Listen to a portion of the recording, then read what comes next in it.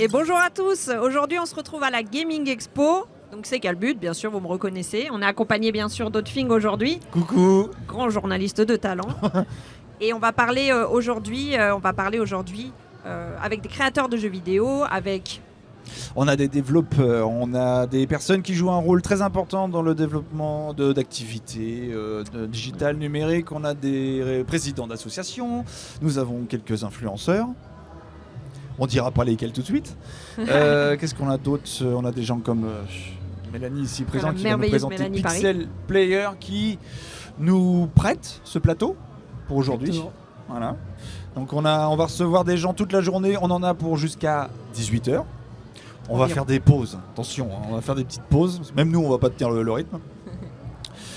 Qui sait qu'on a d'autres encore? On va recevoir, on espère aussi pourquoi pas recevoir des cosplayers. Enfin voilà, on va essayer de toucher à la pop culture en long, en large et en travers dans ce qui fait que ce soit de l'administratif ou dans le divertissement. Donc merci de nous prêter ta chaîne. Avec grand plaisir, ravi d'accueillir l'événement, ça nous fait très plaisir. Et on va commencer avec Mélanie Paris. Tu me dis si je me trompe. Non, c'est bon. On hésitait entre Paris et Paris. Bon, c'est bon. Paris. Paris, on est bon. C'est parfait. Pixel Player, donc basé à Tours. Exactement. C'est ça, je me trompe pas? Ouais. On est basé à Tours avec un rayonnement sur l'ensemble de la région. D'accord. Ça a commencé quand? Ça a commencé fin 2021. Fin 2021. Là où tu es arrivé? Tu es arrivé en 2021? Je suis arrivé un petit peu après, en début 2022. Mais l'association a été créée administrativement fin 2021 et opérationnellement début 2022.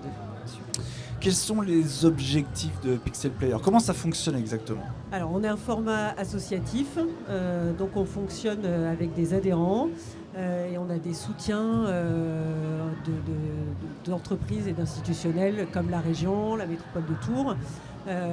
Et le but, c'est de pouvoir réunir les acteurs du divertissement digital sur la région et puis de fonder un collectif pour parler d'une seule voix et être un peu plus fort et de pouvoir soutenir entre autres les studios et pouvoir participer à des salons comme celui-ci. Donc aujourd'hui on compte 70 adhérents. Une centaine. Une centaine, donc ça a augmenté, voilà.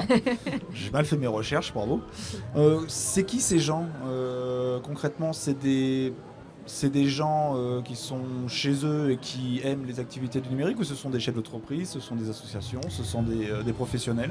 Alors nous, c'est essentiellement des professionnels et après sous différents formats, on va avoir des assos qui proposent des animations e-sport gaming, on a des studios de jeux vidéo, on a influenceurs, on a équipe e-sport, des personnes qui vont être spécialisées dans le motion design, la création d'applications, de sites web, etc. Tout ce qui va toucher de près ou de loin au divertissement digital est le bienvenu. Et on a des entreprises qui sont assez structurées, on va avoir des assos, on va avoir beaucoup d'entrepreneurs. C'est aussi un des buts, c'est de pouvoir accueillir des gens qui vont être un petit peu seuls, parfois qui travaillent à la maison. Oui, bien sûr. Et de pouvoir un peu se retrouver et de créer aussi des connexions les uns avec les autres pour pouvoir faire des projets un petit peu plus conséquents. C'est un peu une appli de rencontre, mais pour... Il y a un petit volet appli de rencontre. D'accord. Vous avez travaillé, j'imagine, déjà sur des gros projets, parce que 2021, quand même, ça fait quand même quelques années. C'est le projet pour lequel, pour le moment, vous êtes le plus fier. Est-ce que vous savez lequel c'est? C'est la création du cluster et d'être à une centaine d'adhérents aujourd'hui. Donc ça s'est développé assez rapidement. Et puis, c'est de conserver des adhérents, des partenaires qu'on a depuis le début et qui continuent à nous suivre, d'en trouver des nouveaux. Et on en a même maintenant qui viennent nous voir et qui nous connaissent.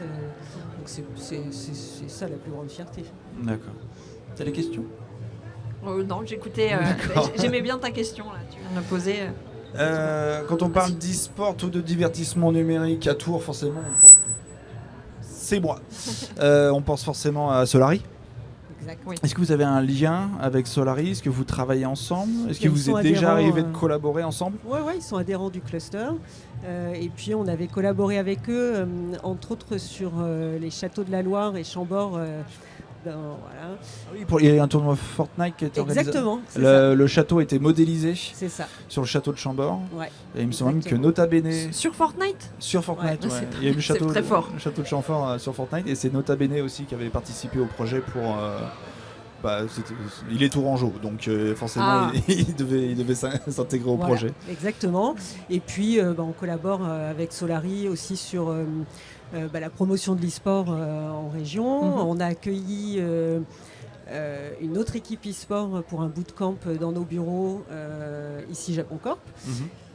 Et puis Solari a une équipe féminine maintenant, Ouais. forcément qu'on soutient grandement. Et donc on a fait quelques événements aussi à MAM dans les locaux où on se trouve. Donc voilà, on collabore assez fréquemment ensemble, ça fonctionne plutôt bien. Et pour faire... Voilà, un des buts en tout cas ensemble, c'est de faire rayonner la région au niveau national et voir plus. Donc, L'objectif c'est ça, c'est grossir le plus possible, mettre les gens en relation pour qu'ils puissent créer des projets. Exactement. Et ça. On a l'impression qu'en ce moment le divertissement, donc lié au digital et au numérique, est de plus en plus présent. On a des championnats d'e-sport qui sont de plus en plus conséquents. Pourquoi à Tours ? Alors pourquoi à Tours ? Parce qu'historiquement, en fait, il y avait des acteurs assez conséquents qui étaient à Tours. Et en fait, avant la période Covid, la volonté de se fédérer et de se regrouper pour faire quelque chose d'un peu plus grand ensemble a émergé. Et puis voilà, après la période Covid a un petit peu rabattu les cartes, mais l'idée du cluster était déjà présente et on l'a fait un petit peu plus tard, mais voilà, c'est venu. Mais vous l'avez fait. Voilà. J'ai une petite question. Donc vous êtes essentiellement basé en Centre-Val de Loire, bien sûr. Ouais. Est-ce que vous pensez vous développer après ou vraiment c'est quelque chose qui est resté sur la région et qui va rester dans la région ? Alors, on est dans la région et un rayonnement régional, mais on ne se met pas de limite. Ok. Voilà, si ça prend de l'ampleur, on a déjà des adhérents hors région Centre-Val de Loire. On en a même en Ukraine, parce qu'on avait participé à un networking en ligne avec la CCI Touraine. Et donc, on a des adhérents belges et ukrainiens en plus. Tu les connais bien, les Belges. Les Belges, ouais. Tu y étais quoi, Les amis belges. avant-hier ? Oui, véridique. J'ai fouiné un peu. Villemandeur, pardon. Ouais. Geek Ma Ville. Donc ça, c'est une session qui aura lieu bientôt. Alors, c'est un événement auquel on a participé l'année dernière. Ouais. Il y en aura un encore au mois d'octobre, c'est ça ? Probablement. D'accord. Je pensais que c'était récurrent. Alors, il y a eu 2 éditions pour l'instant. Probablement une 3e, j'imagine, j'espère. On l'espère, ouais. Très bien. Pixel Player est présent donc aujourd'hui sur les Gaming Expo d'Orléans. Quel est votre rôle aujourd'hui pour vous ? Quels sont vos objectifs ici ? Pourquoi vous êtes présent ici ? À part nous offrir un meublier incroyable et un plateau super, quels sont vos objectifs pour vous ? Là, c'est de regrouper nos acteurs et de les mettre en avant, de montrer tout ce qui se fait en région Centre-Val de Loire et qu'on fait de très belles choses. C'est de trouver de nouveaux adhérents. On a probablement des gens qui ne nous connaissent encore pas et qui auront la volonté de nous rejoindre. Et puis là, voilà, ça permet aussi de faire découvrir les actions auxquelles on a déjà participé, les projets futurs.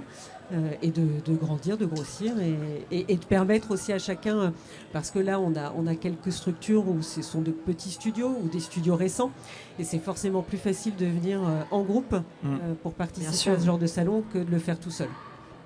Oui, d'accord. Donc la force du collectif. Exactement. Si je suis un jeune entrepreneur qui a l'intention de développer une activité dans le divertissement, l'e-sport ou peu importe, tu nous rejoins. Voilà, je vous rejoins, je deviens adhérent. Exactement. J'imagine que c'est payant. Oui. D'accord. Mais 3 fois rien. Qu'est-ce que je gagne en retour ? Donc, je suis invité à participer à des salons. Tous les événements auxquels on organise, on fait des meet-up à peu près une fois par mois pour nos adhérents. où en fait on se retrouve. On peut avoir un sujet qui peut être développé sur ces temps-là, ou après des choses un petit peu moins formelles sur des périodes. Quand on est sur salon, par exemple, on ne fait pas une présentation d'un sujet particulier, c'est l'événement lui-même qui fait qu'on se retrouve. On propose aussi des ateliers. Donc on a fait, par exemple, le financement d'innovation, les premiers pas pour aller pitcher sur un salon, pour aller pitcher auprès d'un banquier pour avoir les premiers soutiens. On a aussi sur comment développer une communauté sur les réseaux. Enfin, voilà, il y a plein de thématiques. En fonction des demandes aussi, on adapte et on a la possibilité du coup de s'adapter très facilement et d'organiser des choses assez rapidement. Donc en fonction des demandes qu'on peut recevoir, on s'adapte. Et puis la participation au salon qui vont être sur la région et au-delà de la région au niveau national. Le but, c'est de pouvoir offrir ces espaces, du mobilier, ce type de support qu'un petit studio ne peut pas forcément avoir. C'est de la mise en avant et du collectif. En tout cas, on vous remercie. Parce que, plaisir. Quel plaisir de pouvoir faire des interviews beaucoup. Dans un confort tel que celui-ci. On en est ravis. Donc on vous retrouve là, juste derrière le plateau. Sur tout le stand. Sur tout le stand. Il y a beaucoup de gens à rencontrer. Donc il y a un petit peu de tout. Il y a des ingénieurs, il y a des associations, il y a des studios. Il y a plusieurs studios qui sont présents. Il y a une école aussi qui propose des formations dans le jeu vidéo. On a Origami, donc asso e-sport. De Monsieur Griveaux. Plein de choses à découvrir. J'espère pouvoir rencontrer sur le canapé. On va pouvoir interviewer tout à l'heure. Normalement. Normalement. N'hésite pas à le mettre comme ça pour qu'on t'entende encore mieux. Pardon. Merci Mélanie. Donc tous ces gens-là, évidemment, qui sont présents juste derrière, qui sont venus en campagne Pixel Player, on va essayer de les recevoir aujourd'hui, de les présenter pour mettre en avant tous les projets qu'ils ont en main. J'ai mis le nez dedans, il y a des choses qui sont fortement intéressantes et j'ai pas vraiment eu le temps de l'occasion de discuter avec ces gens-là parce que je voulais les garder pour les interviews. J'avais envie de faire une interview avant l'interview, donc je me suis limité. On s'est limité même. On s'est limité complètement. Donc on a hâte de rencontrer ces gens-là. Donc merci beaucoup de nous prêter, de nous faire confiance. On en est ravis. On va essayer de vous le rendre en l'état. Je compte sur vous, oui. On n'a pas prévu de pourrir le plateau, mais tout peut se passer. Je propose juste un dernier petit jeu. Ah oui. Que je vais proposer aux invités, parce qu'on reçoit des gens qui représentent une marque, un projet, une association, quelque chose. Mais on aime bien aussi se rapprocher des personnes qui viennent en fait présenter tout ça, parce que avant des ingénieurs, des créateurs ou des chefs d'entreprise, ce sont des gens qui ont un certain attachement à la pop culture. Et c'est là-dessus qu'on va jouer ensemble. Alors le jeu n'est pas compliqué. Oui, tu vas voir, c'est pas des énigmes. J'ai des représentations. Je vais demander à Calbut, si possible, de les montrer à la caméra. Bien sûr. Nous avons ici une représentation de cosplay. Nous avons un dé à 20 faces qui va représenter le JDR. On est d'accord. Okay. Nous avons un logo musique. Nous avons un logo qui représente la tech, donc tout ce qui est technologie, tous ceux qui aiment les circuits imprimés et autres composants. La manette de jeu vidéo, ça me paraissait quand même primordial. Bien sûr. Un bon vieux clap de cinéma qui va représenter le cinéma. Et puis bien sûr, les séries. Afin de distinguer le cinéma et les séries. J'aurais pu rajouter le théâtre, mais j'avoue, j'y ai pensé trop tard. Ça fait beaucoup de catégories. Ah, il a fait beaucoup. Mélanie, je t'invite à piocher dedans et nous sortir le logo qui, pour toi, c'est ce que tu consommes en fait en dehors du boulot. Est-ce que tu fais du cosplay? Est-ce que tu fais du JDR? Est-ce que tu joues aux jeux vidéo toi-même? Un truc qui te parle. Ou alors tu n'arrives pas à décrocher de ton boulot et tu fais de la tech. Je fais que ça. Non, plutôt série. Plutôt série. Ouais, t'es sur quoi en ce moment? Mad Men. Ah oui, bah ouais. Mais ils ont pas ressorti un truc remasterisé ou un petit retour?